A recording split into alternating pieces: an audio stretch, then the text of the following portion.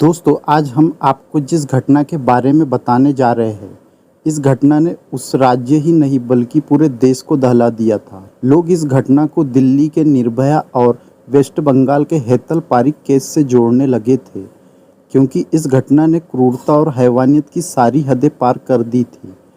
और वहीं पुलिस ने भी इस केस को सुलझाने की सारी हदें पार कर दी थी। नमस्कार दोस्तों, मैं हूं इम्मू और आप देख रहे हैं क्राइम स्टोरी विथ इम्मू चैनल। तो दोस्तों, ये घटना है केरला राज्य के एर्नाकुलम डिस्ट्रिक्ट से। यही पेरम्बूर नाम का एक जगह पड़ती है। इसी के कुछ किलोमीटर दूर है कुरुपमपड़ी। इसमें पेरियार वैली कैनाल आता है। यह गवर्नमेंट इरिगेशन कैनाल है। इस कैनाल के पास एक छोटी सी झोपड़ी थी, जहाँ पर एक परिवार रहता था। इसमें थे माँ राजेश्वरी और 29 साल की इनकी बेटी जीसा। ये दोनों लोगों का परिवार यहाँ पर रहता था। यह लोग बहुत गरीब थे। इनकी खुद की ज़मीन भी नहीं थी। सरकारी ज़मीन पर यह लोग एक कमरे वाली झोपड़ी बनाकर रहते थे, जहाँ पर शौचालय तक नहीं था। माँ राजेश्वरी एक प्राइवेट हॉस्पिटल में अटेंडेंट का काम करती थी। इन्होंने घर में झाड़ू पोछा और बर्तन धोने जैसे काम भी किए थे, लेकिन 14 सालों से यह हॉस्पिटल अटेंडेंट थी। काफ़ी मुश्किल से घर का खर्चा चलता था। वहीं इनकी बेटी जीसा एर्नाकुलम लॉ कॉलेज से एलएलबी की पढ़ाई कर रही थी। बचपन से ये पढ़ाई में काफ़ी अच्छी थी। इनका सपना था एक वकील बनने का, ताकि गरीब लोगों की मदद कर सके, उनको उनके अधिकार दिलाने में। क्योंकि जीसा गरीबी और सारी चीज़ें झेल चुकी थी, बल्कि झेल रही थी। माँ ने भी बेटी को पढ़ाने में कोई कसर नहीं छोड़ी थी। जब जीसा 8 साल से भी कम उम्र की थी, तभी उसकी माँ को पिता ने छोड़ दिया था। तब से ही माँ बेटी यहाँ पर झोपड़ी बनाकर रह रहे थे। यह भी एक वजह थी जीसा के मन में वकील बनने का सपना पनपने की। खैर, अब दिन आता है 28 अप्रैल 2016 का। रात में करीब 8:30 बजे के आसपास माँ राजेश्वरी अपनी ड्यूटी से घर पर लौटती है। उस वक्त घर पर इलेक्ट्रिसिटी नहीं थी, लाइट कटी थी। माँ ने बेटी जीसा को आवाज़ दी और घर का दरवाज़ा खोला। यह दरवाज़ा केवल टिका हुआ था। फिर माँ ने जैसे ही टार्च या लालटेन जलाया, सामने फर्श पर जीसा को देखकर इनकी चीखें निकल जाती है। माँ रोते हुए चीखते हुए बाहर आई। एक पड़ोसी भी इनकी आवाज़ सुनकर अपने घर से बाहर निकलते हैं।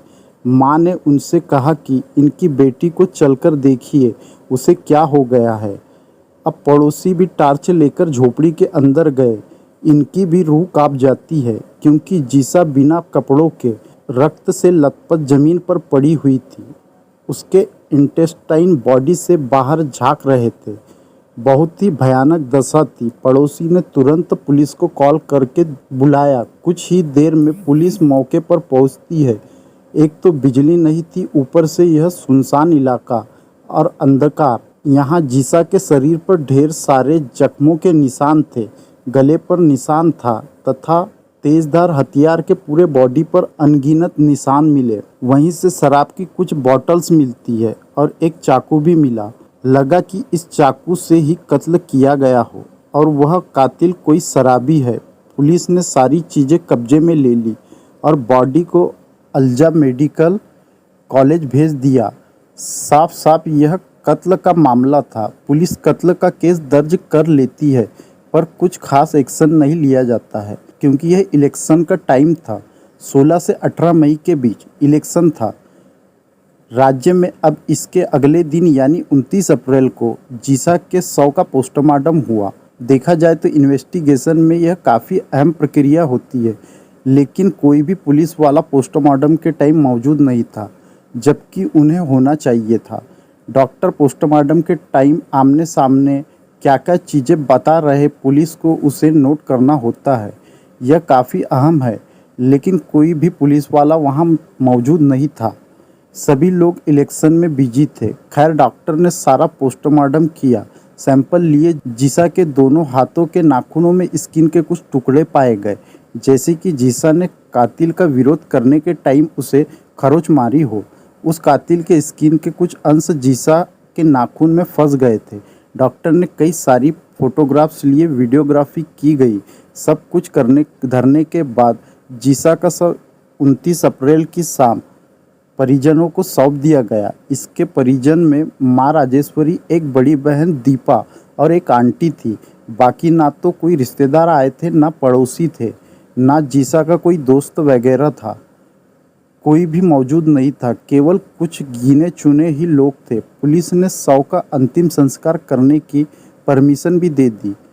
फिर इसी शाम में जीसा का अंतिम संस्कार हो जाता है। माँ और बहन का रो रो कर बुरा हाल था। इनकी दुनिया बिखर गई। वैसे यह खबर अभी तक मीडिया में नहीं आई थी। सब कुछ बिल्कुल शांति से हुआ। यहाँ तक कि गांव के लोगों को भी कोई खबर नहीं थी कि ऐसा कुछ हुआ है।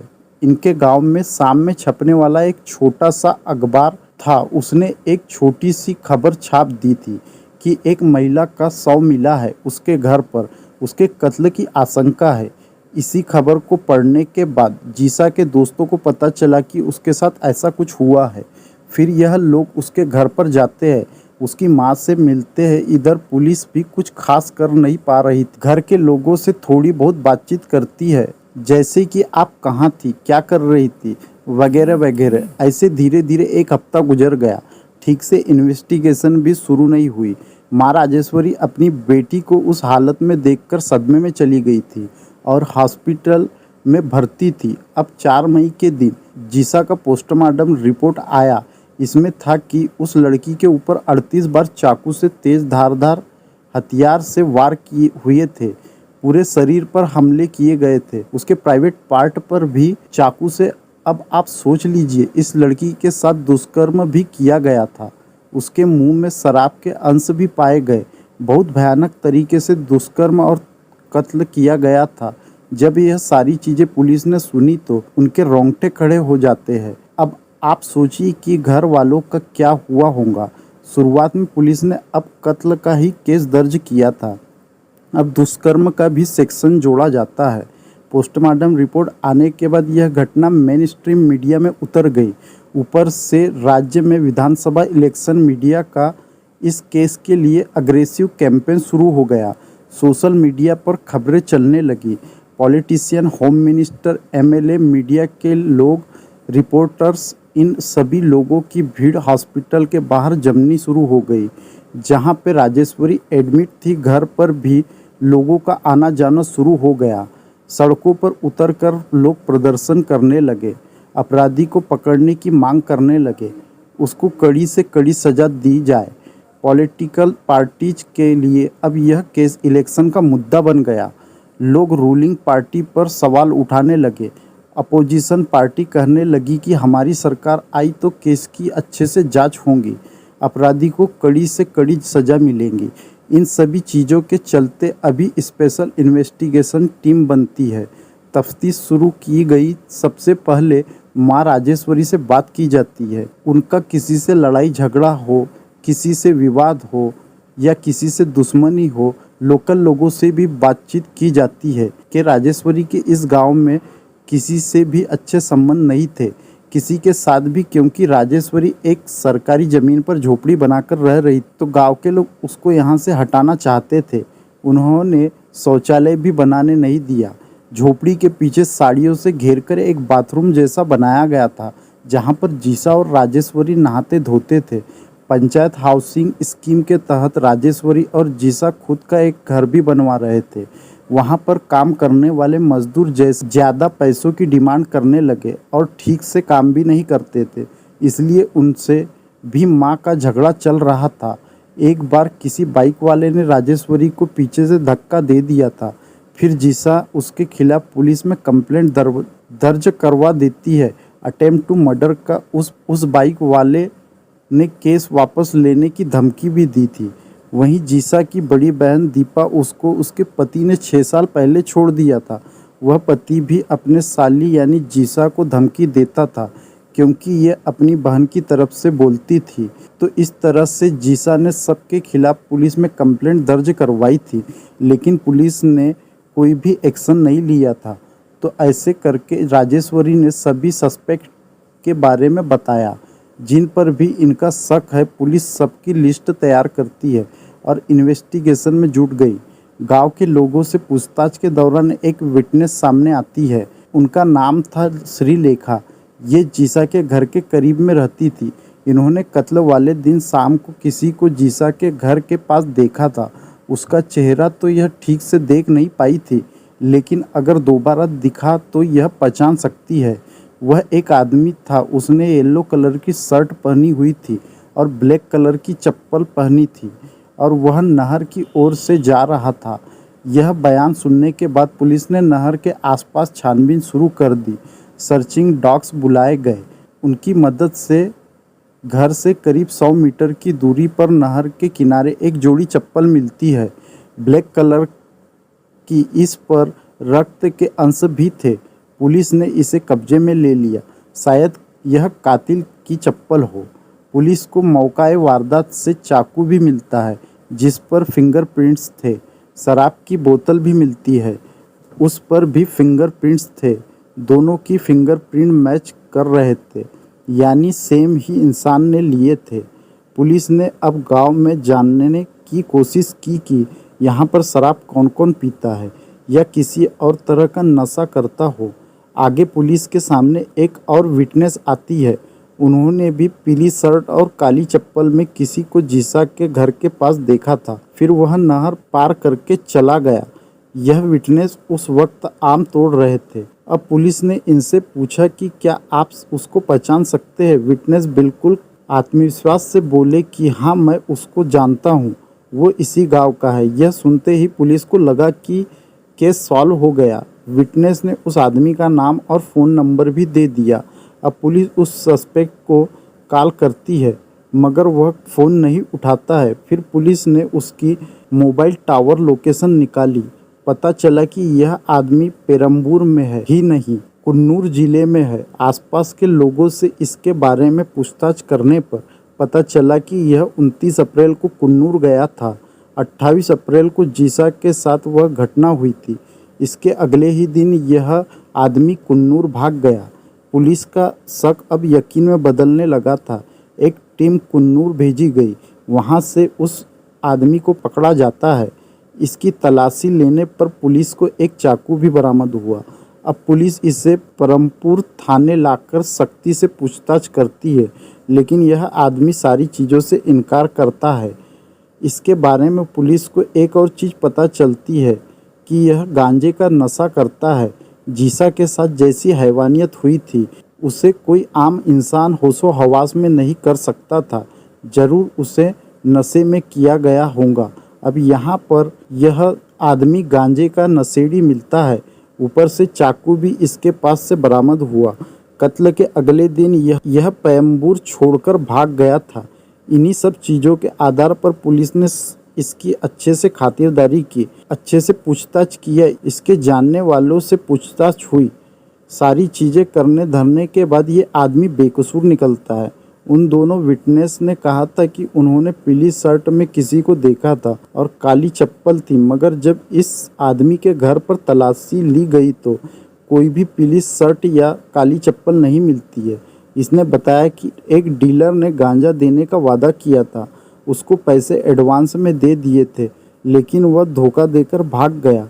इसलिए 29 अप्रैल के दिन यह उसको ढूंढते हुए कुन्नूर गया चाकू लेके। खैर पुलिस इसे आगे क्लीन चिट दे देती है। इसी में गांजे वाले आदमी की मां ने पुलिस से कहा कि आप जिसे ढूंढ रहे उसे मैं जानती हूँ। वह कत्ल के अगले दिन बेंगलुरु भाग गया था। पुलिस ने उसको पहले भी 2 लड़कियों की छेड़छाड़ के लिए पकड़ा था। यह महिला पुलिस को उसका नाम और फ़ोन नंबर भी देती है। अब चूँकि इस पर पहले भी केस दर्ज था छेड़खानी का, तो उन लोग केसों को खंगाला गया। एक टीम बेंगलुरु भी भेजी गई। मोबाइल टावर लोकेशन की मदद से इसे भी पकड़ लिया गया। यह आदमी गिड़गिड़ाने लगा कि इसने कत्ल नहीं किया है, इसे छोड़ दीजिए। और वह जो छेड़खानी के केसेस लगे हैं वो भी गलतफहमी की वजह से लगे थे। यह उस लड़की से प्यार करता था, इसलिए उसके पीछे था। एक दिन वह अपनी सहेली के साथ जा रही थी। यह आदमी भी उसके पीछे पीछे गया। तभी लोगों ने इस लड़के को पकड़ लिया, सोचा कि ये छेड़ रहा है। लड़के की लोगों ने खूब पिटाई और पुलिस के हवाले कर दिया। पुलिस इसको बाद में छोड़ देती है क्योंकि यह बेकसूर था। इसने बाद में उसी लड़की से शादी भी की और ये 29 अप्रैल के दिन काम की तलाश में बेंगलुरु गया था। पुलिस ने इससे अच्छे तरीके से पूछताछ की मगर इसका भी जीसा केस में कोई हाथ नहीं मिलता है। इसे भी क्लीन चिट दे दी जाती है। 8 मई को फॉरेंसिक एक्सपर्ट से पता चलता है कि जीसा के कंधे पर किसी इंसान के बाइट के निशान है और वह बहुत ही बुरी तरीके से दांत से काटा गया था। यह शायद कातिल ने ही किया होगा। इसके दांत काटने के निशान से उसके दांतों की बनावट का पता करते हैं। एक्सपर्ट से मिला कि जिसने भी काटा होगा उसके दांत के बीच गैप होगा। यह भी पुलिस के लिए एक बहुत बड़ा सुराग था। कातिल की पहचान करने के लिए 14 मई तक कातिल का डीएनए भी मिल जाता है। जीसा के नाखूनों में स्किन के कुछ टुकड़े भी पाए गए थे और क्राइम सीन से कुछ अंश मिले। इन दोनों का ही डीएनए मैच कर जाता है और पुलिस को पूरी तरह से यकीन था कि कातिल का डीएनए है। जो भी अभी तक आदमी मिले थे उनका भी डीएनए जांच कराया गया और इससे मैच कराते हैं, लेकिन यह मैच नहीं होता है। उनके दांतों की बनावट भी देखी गई, वो भी मैच नहीं होता है। पुलिस के ऊपर बहुत ज़्यादा प्रेशर भी था। अगर केस कुछ आगे नहीं बढ़ता तो टीम बदल दी जाती। यह चीज़ भी चल रही थी। आगे जांच के दौरान मिला कि जीसा के घर से 25 मीटर की दूरी पर एक घर है जहां पर एक महिला रहती है। उस महिला का जीसा की मां से झगड़ा चलता है। उसका एक बेटा भी है। अब पुलिस उस घर पर गई। वहां पर फिलहाल बेटा ही मौजूद था। कुछ पुलिस वाले इससे पूछताछ करते हैं और कुछ घर की तलाशी ले रहे थे। पुलिस को इसी तलाशी के दौरान शराब की बॉटल्स मिलती है। यह शराब की बोतल बिल्कुल वही ब्रांड की थी और बिल्कुल वैसी ही थी जैसा कि जीसा के घर पर उसके कत्ल के दौरान बरामद हुई थी। लड़के के दांतों में भी गैप पाया गया। जब पुलिस इस लड़के को सख्ती से पूछताछ करती है तो मिला कि इसका एक बड़ा भाई था। वह जीसा से प्यार करता था मगर जीसा उसे प्यार नहीं करती थी। उसकी मां राजेश्वरी ने पुलिस में कंप्लेंट भी कर दी थी इसके बड़े भाई के खिलाफ कि यह परेशान कर रहा है मेरी बेटी को। पुलिस ने बड़े भाई को थाने बुलाया और अच्छे से समझाया, उसको वार्निंग दी और भाई के दिमाग में बैठ गया कि उस लड़की की वजह से थाने जाना पड़ा, समाज में इज्जत क्या रह जाएगी। फिर इसके कुछ टाइम के बाद भाई ने खुदकुशी कर ली। उसके जान गंवाने के पीछे उसके छोटे भाई और माँ मानते थे कि इसमें राजेश्वरी और जीसा ही जिम्मेदार है। अब पुलिस को जीसा के कत्ल करने का मोटिव भी मिल गया। पुलिस इसे और इसकी मां को उठाकर थाने ले गई। वहां पर अच्छे से पूछताछ की गई। लड़के का डीएनए जांच भी किया जाता है मगर यह भी कातिल के डीएनए से मैच नहीं होता है। यह भी बेकसूर निकलता है और पुलिस इन माँ बेटे को भी क्लीन चिट दे देती है।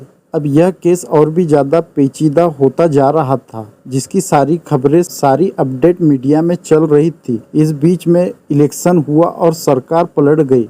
लोगों का मानना है कि सरकार बदलने में इस केस का बड़ा रोल था। जब नई गवर्नमेंट आई तो उन्होंने पूरी इन्वेस्टिगेशन टीम चेंज कर दी और फिर से इन्वेस्टिगेशन करने को कहा। अब डीजीपी की देखरेख में एक नई टीम बनती है।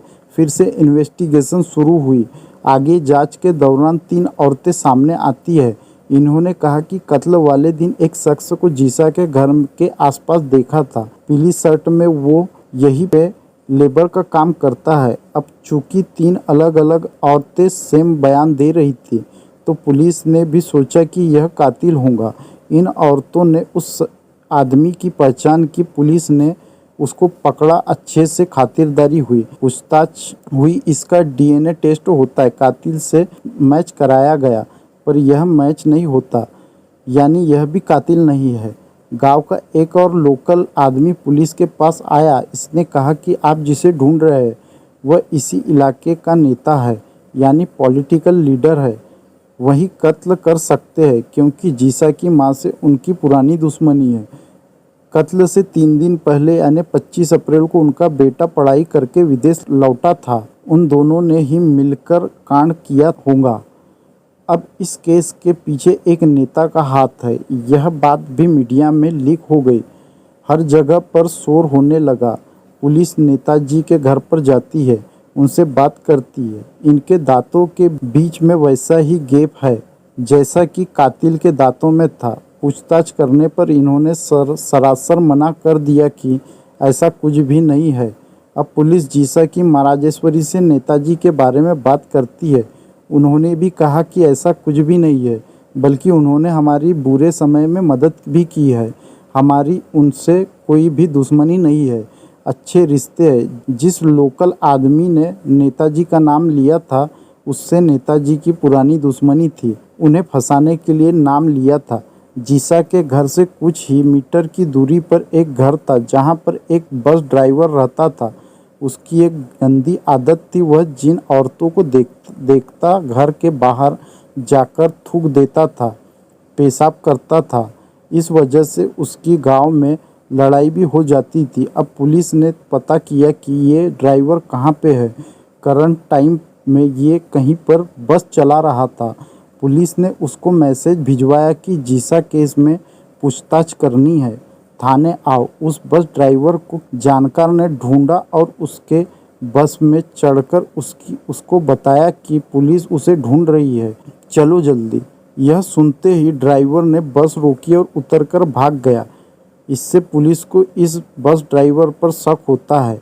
जैसे तैसे इसको पकड़ा गया, पर इसका भी डीएनए कातिल के डीएनए से मैच नहीं होता। यह भी छूट जाता है। इसी बीच में मीडिया में अफवाह उड़ा कि इस केस के पीछे किसी पुलिस वाले का हाथ है। कोई पुलिस की वर्दी में था जिसका चेहरा छिपाकर बाकी पुलिस वाले उसको थाने में पूछताछ करने के लिए ले गए। आगे पुलिस मीडिया के सामने सफाई देती है कि इसमें कोई भी पुलिस वाला शामिल नहीं है, बल्कि एक आदमी है। लोगों को उसके कपड़ों की वजह से गलतफहमी हो गई। वैसे यह आदमी एक म्यूजिक टीचर था।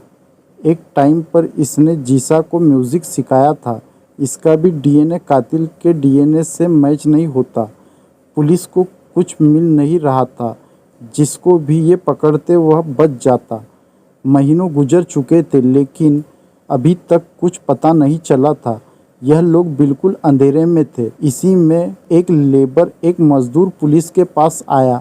उसने कहा कि उसका एक साथी है, 29 अप्रैल से ही वह काम पर नहीं आया है, गायब है, कुछ पता नहीं चल रहा है उसका। वह एक परमानेंट लेबर था, आसाम से यहाँ पर काम करने के लिए आया था। अब खबरी लेबर ने उस परमानेंट लेबर का स्केच बनाया। पुलिस स्केच को हर जगह पर चिपकाती है। सोशल मीडिया पर पोस्ट किया गया, न्यूज़ मीडिया में सर्कुलेट कराया गया। 2 जून को इसका स्केच पुलिस को मिला था। 10 जून को पुलिस ने एक सीसीटीवी कैमरा ढूंढ निकाला जो किसी फर्टिलाइज़र शॉप पर लगा हुआ था।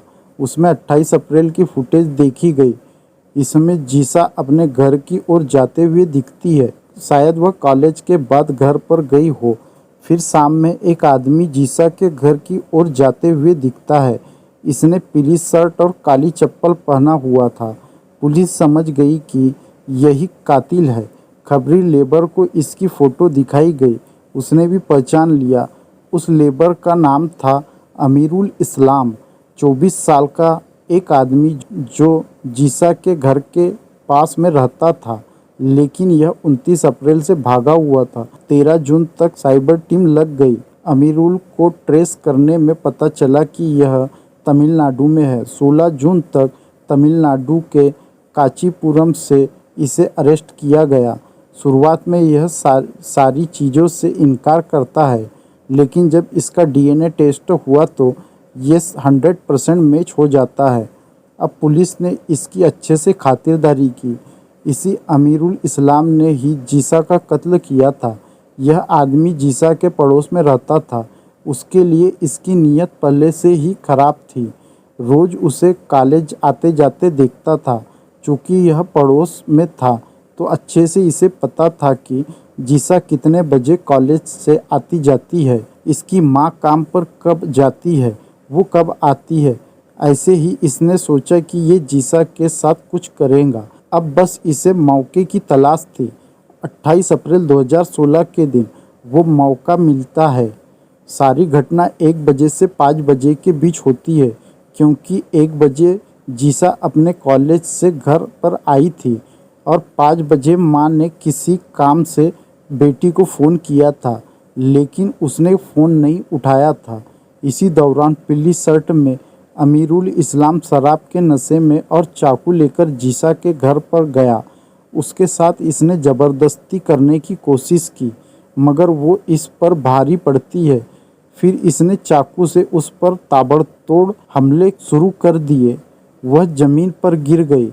इसके बाद यह आदमी उसके साथ दुष्कर्म करता है। फिर इसने चाकू से और भी हमले किए। उसके प्राइवेट पार्ट पर भी वार किया। टोटल 38 बार चाकू से हमला हुआ था। गले पर भी चाकू चलाए गए थे। जीसा अपने अंतिम समय में इसे पानी मांगती है। यह अपने साथ शराब की बोतल भी लेकर आया था। ऊपर से बहुत नशे में भी था। इसने पानी की जगह शराब की बोतल जीसा के मुंह में डाल दी। इसके बाद जीसा की मृत्यु हो जाती है। यह आदमी जीसा के साथ दुष्कर्म करने और कत्ल करने के इरादे से ही आया था। काफ़ी दिनों से इसकी नज़र थी जीसा पर। जब इसे लगा कि जीसा की मृत्यु हो गई है, तो यह शराब की बोतल और चाकू वहीं पर छोड़कर घर से निकल जाता है। नहर के पास इसने अपना चप्पल भी छोड़ दिया। फिर यह नहर को पार करके दूसरी ओर गया। इसने अपने कपड़े चेंज किए। कत्ल के टाइम पहने हुए कपड़ों को इसने अपने पास ही रखा। फिर यह सीधे रेलवे स्टेशन गया। वहाँ से ट्रेन पकड़कर आसाम निकल गया। बीच में इसने कपड़ों को फेंक दिया। 1 महीने तक यह आसाम में ही रहा। फिर सोचा कि मामला ठंडा हो गया होगा। वहाँ पर आगे काम की तलाश में तमिलनाडु चला जाता है। इसके फिंगरप्रिंट्स, डीएनए सब कुछ मैच हो गए थे। अब कातिल पुलिस के हत्थे चढ़ गया है। खैर, इसके ऊपर आईपीसी सेक्शन 449, 376, 37, 6A, 302, 342, 2011 और 202 जैसे चार्जेस लगते हैं और इसे उम्र कैद और फांसी की सज़ा सुनाई गई।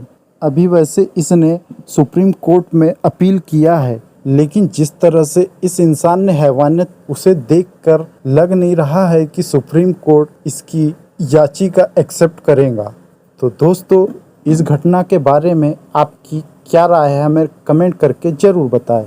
और हाँ, वीडियो पसंद आया तो वीडियो को एक लाइक और चैनल को सब्सक्राइब ज़रूर कर दें, क्योंकि ऐसी ही क्राइम से रिलेटेड घटना हम आपके लिए हमेशा लाते रहते हैं। धन्यवाद।